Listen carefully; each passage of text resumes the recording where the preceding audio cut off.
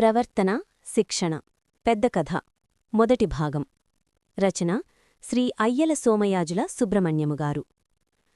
పసిపిల్లల ముద్దుమాటలు, కోపతాపాలు పెద్దల్ని అలరిస్తాయి. వీలైతే వాటిని ఆడియో వీడియోల్లో రికార్డ్ చేసి పిల్లలు పెద్దవాళ్లయ్యాక చూపిస్తే అదో గమ్మత్తు. రాఘవగారికి 2 మగపిల్లలు, 1 ఆడపిల్ల. అందరికీ పెళ్ళిళ్ళయ్యి సెటిలయ్యారు. ఇందిర పెద్దది. ఇందిర భర్త శేఖర్ రిలయన్స్ రిఫైనరీలో ఇంజనీర్, బొంబాయిలో ఉంటారు. వాళ్లకు 2 మగపిల్లలు.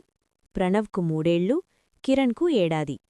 ఇందిర భర్త ఏదో ట్రైనింగ్ కోసం యుఎస్ 6 నెలల కోసం వెళ్తే తల్లిదండ్రుల వద్దకు విజయవాడకు వచ్చింది. రెండవవాడు రవీందర్, బెంగుళూరులో ఇంజనీర్. అతని భార్య దివ్య కూడా సాఫ్ట్వేర్ జాబ్. వాళ్లకి 1 కూతురు అపర్ణ, 2 ఏళ్లు.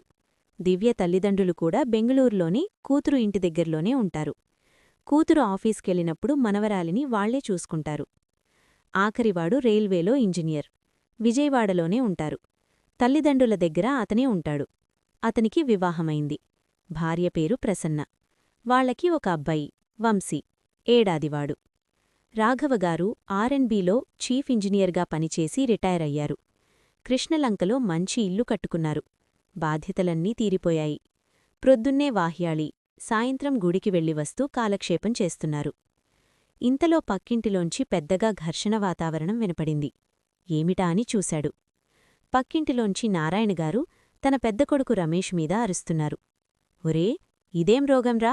25 ఏళ్లు వచ్చాయి, చదువు రాలేదు. పోనీ నాతో పౌరోహిత్యానికి రమ్మంటే నామోషి, మొహం చాటేస్తావు. అమ్మకిచ్చిన డబ్బులన్నీ దొబ్బేస్తున్నావు.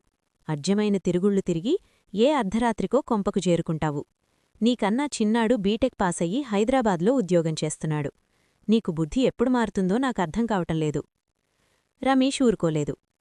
మాట్లాడితే వాడితో పోలిక. చదివాడ్లే బీటెక్కు. అయినా వాడిని పెంచినట్లు నన్ను పెంచారా ఏమిటి? ఎప్పుడూ చీవాట్లు. ఏదో అడుక్కునేవాళ్లాగానే చూస్తారు నన్ను. చీచీ, మీ కడుపుని ఎందుకు పుట్టానా అని ఏడుస్తున్నాను. ఎంత మాటన్నావురా త్రాష్టుడా? నిజమే, నిన్ను పెంచినట్లు వాడిని పెంచలేదు. నీకు అన్నీ అచ్చట్లు ముచ్చట్లు జరిపాము ఇంటికి పెద్ద కొడుకువని. లోపం మా పెంపకం కాదు, నీ బుద్ధి పెడదారి పట్టింది. ఏ తల్లిదండ్రులకైనా కడుపును పుట్టిన పిల్లలందరూ సమానమే. ఒకరు తక్కువ ఇంకొకరు ఎక్కువ ఉండరు. మా బిడ్డలు కాబట్టే నీకింకా కూడు పెడుతున్నాం. లేకపోతే ఈ పాటికి బయటకు తరిమేసేవాళ్లం అంటూ కోపంగా కేకలు వేశాడు నారాయణ. నన్ను తగలై, పెండం పెట్టు. అయినా పెండం పెడితే సంభావనెవరిస్తార్లే, అందుకని ఆపని కూడా చెయ్యవు, నాకు తెలుసు. రమేష్ రెచ్చిపోయాడు. నారాయణకి నోట మాట రాలేదు. దిగాలుపడి కూర్చున్నాడు. ఒరే ఒరే, నాన్నగార్ని అంతంత మాటలనేదేమిటి, మంచి చెడు లేకుండా? నారాయణ భార్య కమలమ్మ కొడుకుమీద అరిచింది. ఆ మాట మీ ఆయన్నడుగు, కొడుకును తన్ని తరిమేస్తాడట. మీరు కూడా ఏంటండి ఆ మాటలు? మనం బతికున్నంతకాలం వాడికి తిండి పెట్టక తప్పదు. ఆ తర్వాత ఏమవుతుందో ఎవరికి తెలుసు? మీరు అనవసరంగా వాణ్ణి కదినించి ఆరోగ్యం పాడు చేసుకోవద్దు. అది కాదు నా బాధ. వీడు చేసిన కార్యం ఇందాకే తెలిసింది. వీడు ఈ మధ్య తాగుడు కూడా మొదలెట్టాడని. అంతేకాదు, ఎవరో రామయ్య చౌదరి అట, నన్ను పిలిచి వార్నింగిచ్చాడు. వాళ్లమ్మాయిని ప్రేమిస్తున్నానని వేధిస్తున్నాడట. పిచ్చివేషాలు వేస్తే చంపేస్తానని చెప్పాడు. పైస సంపాదన లేదు, వీడికి ప్రేమేమిటి, పెళ్ళేమిటి? నారాయణగారు మొత్తుకున్నారు. ఏడ్శాడు. నేనే చంపేస్తాను వాణ్ణి. సరే, ఈయన గోలెప్పుడూ ఉండేది. ఆకలవుతోంది, అన్నం పెట్టు. కాళ్ళు కడుక్కొన్రా, పెడతాను. లోపలికి వెళ్ళింది కమలమ్మ. ఛీ, కుక్కబతుకు అనుకుని కండువ దులుపుకొని నారాయణగారు బయటకు వెళ్లారు. ఎంత వినవద్దనుకున్నా వాళ్ల గొడవంతా ముందు వరండాలోనే జరగటం వలన విషయమంతా రాఘవగారి కుటుంబానికి అర్థమైంది. నారాయణగారు పౌరోహిత్యం మీద కుటుంబ భారం సాగిస్తున్నారు. ఆ ప్రాంతంలో ఆయనకు మంచి పేరుంది. ఒకప్పటి మాటేమోగాని ఈ రోజుల్లో పౌరోహిత్యం మీద మంచి ఆదాయమే వస్తోంది. ప్రపంచం ఎంత ముందుకు పోయినా అనుకుందాం, వైదిక కర్మలకు, పూజలకు, ఆచార వ్యవహారాలకు మబ్బు పట్టలేదు. ఇంకా ఎక్కువగా పాటిస్తున్నారు. ఆధునిక నాగరికతలోనే సంప్రదాయాలను మేళవించి కార్యక్రమాలను జరిపిస్తున్నారు. సెల్ఫోన్లను వాడుతున్నారు. యజమానులే ఇళ్లవరకు బైకులమీద పాంటు షర్ట్లతో వెళ్లి అక్కడ పంచెలు మార్చుకుంటున్నారు. నెట్ను ఉపయోగించి విదేశాల్లోని కార్యక్రమాలను ఇక్కడ్నుంచే చేస్తున్నారు. ముఖ్యంగా కార్పొరేట్ స్థాయిలో సంఘాలుగా ఏర్పడి పనులను పంచుకుంటున్నారు. ప్రతిచోటా ఉన్నట్టే కొంతమంది మద్యం, ధూమపానం మొదలగు దుర్వ్యసనాలకు అలవాటుపడి ఉండవచ్చు. మహా ఉంటే 2–3% ఉంటారేమో.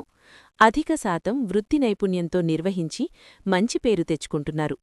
అయితే జ్యోతిష్యం, పౌరోహిత్యం కేవలం పుస్తక పాండిత్యం మూలాన రాణించవు.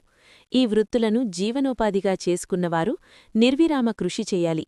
ఓ తపస్సులాగా మననం చెయ్యాలి. ఇష్టదైవాన్ని ప్రార్థిస్తూ రోజూ 2–3 గంటలు జపం చెయ్యాలి. అప్పుడు వాళ్లకి కొంత అతీంద్రియ శక్తులు లభిస్తాయి. వాక్శుద్ధి ఏర్పడుతుంది. వృత్తిమీద నిబద్ధత వస్తుంది. నారాయణగారంటే రాఘవగారికి చాలా గౌరవముంది. నారాయణగారికున్న వాక్శుద్ధి మూలాన ఆయన చెప్పే మాటలు, ఆయన ఇచ్చే సలహాలు చుట్టుప్రక్కల వాళ్లందరికీ ఎంతో మంచి చేస్తుండడం మూలాన ఆయన మాటంటే అందరికీ గురి. రాఘవగారి కుటుంబ విషయాల్లో కూడా ఆయన అనేక సలహాలు ఇచ్చారు. అటువంటి నారాయణగారికి ఇటువంటి కొడుకేమిటా అని బాధపడ్డారు. రమేష్ చిన్నప్పట్నుంచీ సరిగా చదువబ్బలేదు. కాని తండ్రి చేసే పూజలు, వాటి విధివిధానాలు కూలంకషంగా వచ్చు. చదువు రాలేదుగాని మిగిలిన విషయాల్లో మంచి ప్రజ్ఞావంతుడు. తండ్రితో పాటు కార్యక్రమాలకు వెళ్లేవాడు. రుద్రాభిషేకాలు చాలా నియమనిష్టలతో చేయించేవాడు. అటువంటి సమయంలో పాడుబుద్ధి ఎలా పుట్టిందో. తండ్రితో ఓ 2 ఏళ్లు చక్కగా వెళ్లాడు. వీడు 28 ఏళ్లకి స్థిరమైన ఉపాధి చేస్తాడని జాతకంలో ఉంది. కాని ఇప్పుడు వీడిలా తయారయ్యాడేంటి అని నారాయణ దంపతులు తలలు పట్టుకున్నారు. రాఘవగారు కూడా రమేష్ని పిలిచి మంచి మాటలు చెబితే ఎలా ఉంటుందని భార్యను సలహా అడిగాడు. నిజమేనండి, కాని మనం ఏం చేయగలం?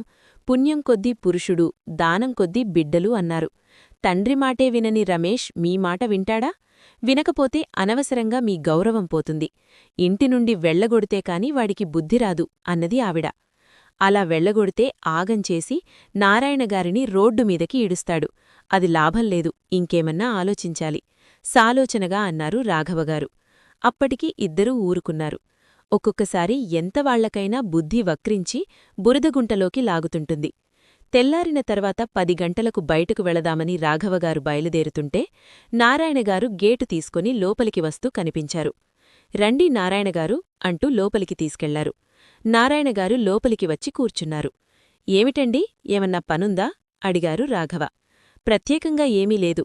నా బాధ, మనోవ్యధ మీతో కాస్త పంచుకుంటే ఉపశమనం ఏమన్నా కలుగుతుందేమోనని మీ దగ్గరకు వచ్చాను. నారాయణగారు తన ఆవేదనను వెలిబుచ్చారు. మీ పెద్దబ్బాయి రమేష్ గురించేనా మీ బాధ? అవునండి, ఎందుకూ కొరగాకుండా పోయాడు. ఏం పాపం చేశానని మాకిటువంటి వాడు పుట్టాడు? వాడు చెడు తిరుగుళ్ళు తిరిగితే మా పెంపకంలో లోపమా చెప్పండి? నారాయణగారు, మీరన్నీ తెలిసినవారు. జీవితంలో పాపం, పుణ్యం, మంచి, చెడు అన్నీ ఉంటాయి. ఏం పుణ్యం చేశారని మీ రెండో అబ్బాయి ప్రయోజకుడయ్యాడు? ఈ ఊళ్ళో ఇంత మంచి ఇళ్లు కట్టగలిగారు? మన కుటుంబాల్లో సాధారణంగా పెంపకం లోపం ఉండదు. ఎందుకంటే మన దగ్గర విపరీతమైన విలాసాలకు కావలసిన డబ్బు ఉండదు. అలాగే పక్కదవలు పట్టాల్సిన విపరీత దరిద్రం ఉండదు. పిల్లలను మామూలుగా పెంచుతాం. ఎక్కువ గారాబం చెయ్యం. క్రమశిక్షణ పేరుతో ఎక్కువగా దండించం. మా పిల్లలందర్నీ చదువుకో అని ఎప్పుడూ విసిగించలేదు. వారంతట వారే బాధ్యతగా చదువుకున్నారు, ఉద్యోగాలు తెచ్చుకున్నారు, జీవితంలో స్థిరపడ్డారు. మీ రెండో అబ్బాయి చక్కగా చదువుకుని ఉద్యోగం తెచ్చుకోలేదు? మీ రమేష్ ఎందుకిలా తయారయ్యాడంటే ఆ పాపం మీది కాదు, అతనిదే. ఓ సామెత ఉంది, పిల్లల్ని కంటాంగాని వాళ్ల రాతలను కనలేం కదా అని. ఇది కరెక్ట్. రాఘవ ఆగారు. ఏం చేస్తే వాడు బాగుపడతాడో నాకర్థం కావడంలేదు నారాయణగారు ఆవేదనగా అన్నారు. అయ్యా నారాయణగారు, ఆలోచించండి. మీరు మహాపండితులు. అందుకనే పండితపుత్ర పరమసుంఠ అయ్యాడు. మీవాడు సుంఠ కాదు. సుంఠ అంటే తెలివి తక్కువవాడు.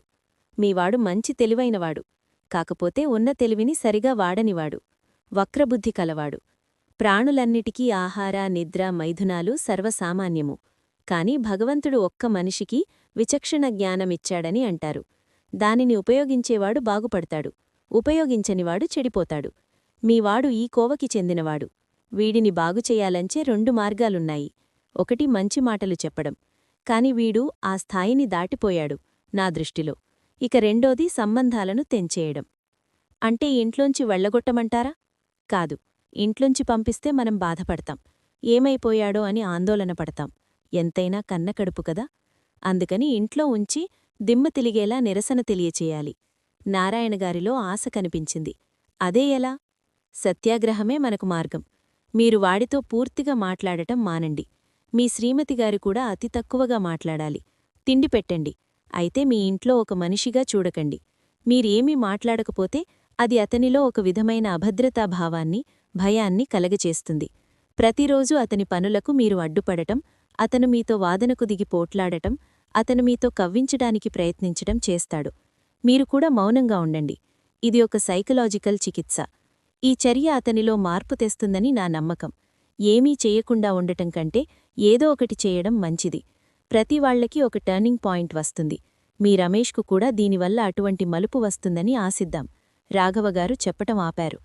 మీరు చెప్పునది చాలా బావుంది. దీనివల్ల వాడు బాగుపడతాడని ఆశ కలుగుతోంది. కరెక్ట్. మీరు అదే ఆశతో ఉండండి. ఇవన్నీ మీకు తెలియనివి కావు. తెలుసు, కాని నిరాశతో కుంగిపోయి ఉన్నప్పుడు ఇటువంటి ఉపాయాలు తట్టవు. నీళ్లలో మునిగిపోతున్నవాడు ఎలా బయటపడాలో తెలియక కొట్టుకుంటాడు. అలాగే మీరు. నేను ఒడ్డున ఉండి మీకు చేయూత ఇవ్వడానికి ప్రయత్నిస్తున్నాను. మీ రమేష్ తప్పక బాగుపడతాడు. ఆ విధంగా పాజిటివ్గా ఆలోచించి మీకు మీరు ధైర్యం చెప్పుకోండి. మీ గాయత్రిమాత మీకు తప్పకుండా మేలు చేస్తుంది. రాఘవగారు నమ్మకంగా అన్నారు. మీతో మాట్లాడాక నాకు ధైర్యం వచ్చింది. మీరు చెప్పినట్లే చేస్తాను. వాడి ఉనికిని పూర్తిగా పట్టించుకోను. వాడు రెచ్చగొట్టినా రెచ్చిపోను. నా గాయత్రిమాత నా మీద దయ చూపిస్తుంది. నారాయణగారు నమ్మకంగా అన్నారు. నేను వెళ్ళి వస్తాను అంటూ నారాయణగారు వెళ్లారు. భర్తతో, అదేమిటండి, నారాయణగారికి అటువంటి సలహా ఇచ్చాను. ఆయన మౌనంగా ఉంటే బాగుపడతాడా? గట్టిగా దండించాలి కాని అన్నది రాఘవగారి భార్య సుభద్ర. దండించడానికి వాడు చిన్నపిల్లాడు కాదు. వాడిని వేరే విధంగా చూడాలి.